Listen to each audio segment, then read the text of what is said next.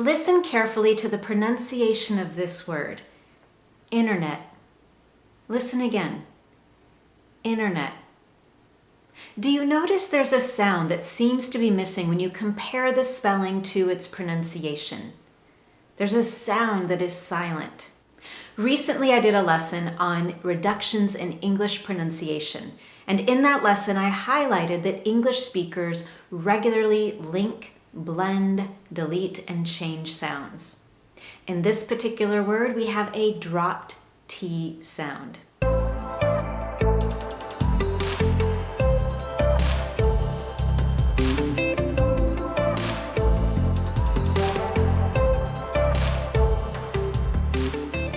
If you don't already know, I'm Anne-Marie with Speak Confident English. Everything I do here is designed to help you get the confidence you want for your life and work in English. One way I do that is with my weekly Confident English lessons, where I share fluency and confidence building strategies, advanced level vocabulary, and pronunciation training, just like in this lesson today. So while you're here, make sure that you subscribe to my Speak Confident English channel so you never miss one of my Confident English lessons. And now, let's get back to this dropped T. A dropped sound is when a sound is omitted or deleted in a word. And in this lesson today, we're going to focus on dropped T sounds and dropped D sounds in English pronunciation. Just like with reductions, dropped sounds are one of the reasons English speakers sound like fast talkers. As a result, this is a perfect lesson to add to my Understand Fast English Speakers series. By understanding common patterns of dropped sounds in English pronunciation, you'll more easily recognize words that don't sound the way you expect based on their spelling. Moreover, you're going to more easily understand native speakers when they use dropped sounds in their pronunciation. And of course, you can use these patterns as well in your own English communication for more natural sounding speech. Let's get started with the dropped T sound in English pronunciation. I'm going to share with you 3 typical patterns we follow when we drop the T sound. I'll give you a couple of examples and then I'll have an opportunity to practice several words. In doing that, I want you to practice along with me. Now, before I get into pattern number 1, I have a question. Have you ever noticed that American English speakers often pronounce the word often as often? Listen again. Often, often. In this second one, the T is dropped, and we're going to learn why in a moment. But first, let's look at pattern number 1 for when we drop a T in English. We typically drop the T sound when it is followed by a consonant sound in the word. For example, this word is typically pronounced ligh'ning. Ligh'ning. Do you notice that you don't clearly hear a T sound at the end of the word light? We don't say lightning, lightning, lightning. Pattern number 2 is very similar. The T sound tends to be dropped when it's followed by a word that begins with a consonant sound. For example, you're likely to hear someone say next door, as opposed to next door, next door. It's much easier for us to drop that T and simply say next door, next door. I want you to give it a try along with me. Listen and repeat. Next door, next door. All right, now let's move on to our third pattern for dropping the T sound in English.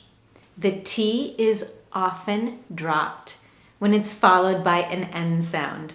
For example, I don't understand becomes I don't understand. Listen again. I don't understand, we have that clear T, becomes I don't understand. I don't understand. That N and the U on understand blend together and that T is deleted. I don't understand.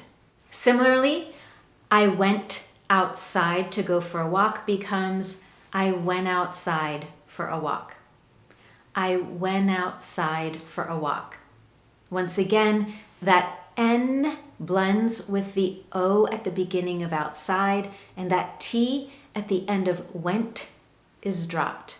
I went outside for a walk.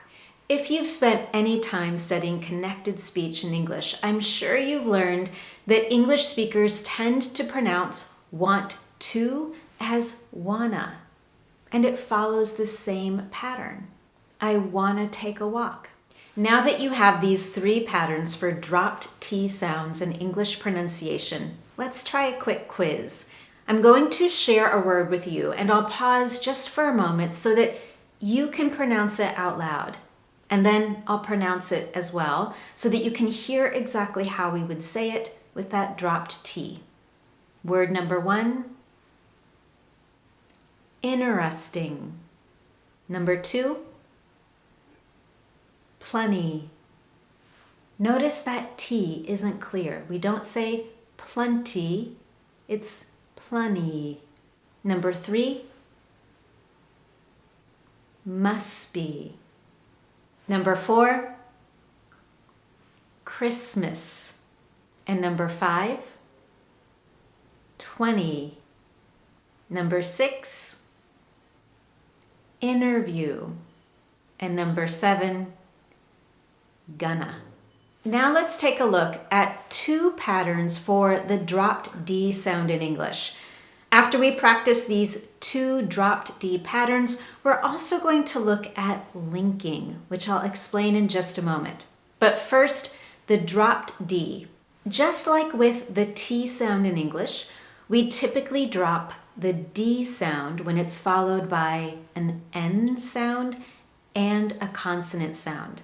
For example, your neighbor might ask, "Do you have any weekend plans?" Do you notice that you don't hear a strong D at the end of weekend? Instead, you hear weekend plans, weekend plans. As a response to that question, you might say, "I have a big weekend project to complete." Once again, we've dropped that D sound on the word weekend, and instead we have weekend project. Before I give you the second pattern for the dropped D, let's do a quick practice.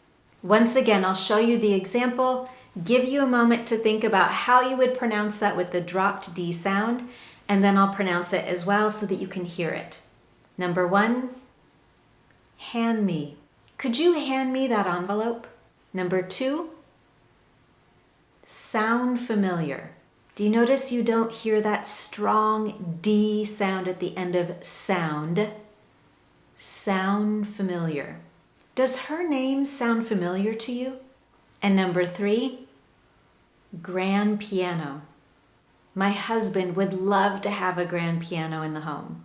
The second pattern with the dropped D is quite simple. We typically drop the D sound in the word and instead it sounds like an. Here are a couple of examples. You might hear your supervisor say, "Please email HR and schedule a meeting with Adam." Notice I don't say and schedule. I say and schedule a meeting with Adam. A second example, after dinner, let's go on a walk and watch a movie. By now you may have noticed that when we drop a T or a D sound at the end of a word, that word links to the next word in the sentence, and we call this linking in English pronunciation. We do this to more easily transition to the next sound. By dropping a T or a D sound, we can smoothly link one word or sound to the next one. For example, if I have the words most thoughtful, it's much easier to transition from most to thoughtful when I delete the T sound. So we say most thoughtful, most thoughtful. That was the most thoughtful gift I've ever received. Here are 2 good patterns to remember for linking. Pattern number 1, the T and the D sounds are dropped and linked when they occur at the end of one word and at the beginning of the next. Here's a quick example. Red dress. It would be very difficult to clearly articulate the D at the end of red and the D at the beginning of dress. So instead, we drop the D at the end of red and it links to the next word. So I might say, I'm wearing a red dress tonight. I'm wearing a red dress tonight. It almost sounds like one word, red dress. The second pattern for this linking is we typically drop a T and D sound at the end of a word when that T or D sound comes after a vowel and the next word begins with a K sound. For example, the words credit, I have a T sound at the end and it's following a vowel. And the next word is card, credit card. But you'll notice that English speakers typically drop that T and say credit card, credit card. We link those two words. Don't forget your credit card. Here's an example with the D sound. The words cold call. It's never comfortable making cold calls at work. Listen carefully.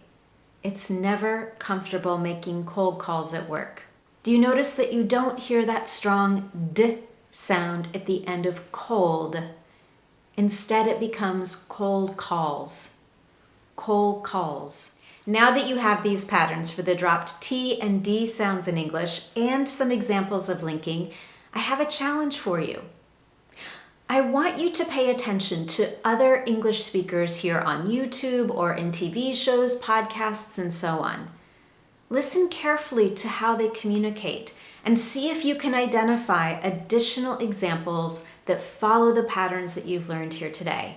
Write down the patterns that you've learned in this lesson, include the example words, and then continue to add to that list regularly when you hear examples of a dropped T, a dropped D, or some linking that occurs following the patterns that you've learned here today. Thank you so much for joining me today. If you found this lesson useful to you, be sure to let me know. You can do that by giving this lesson a thumbs up here on YouTube, and don't forget to subscribe as well. I look forward to seeing you in my next Confident English lesson.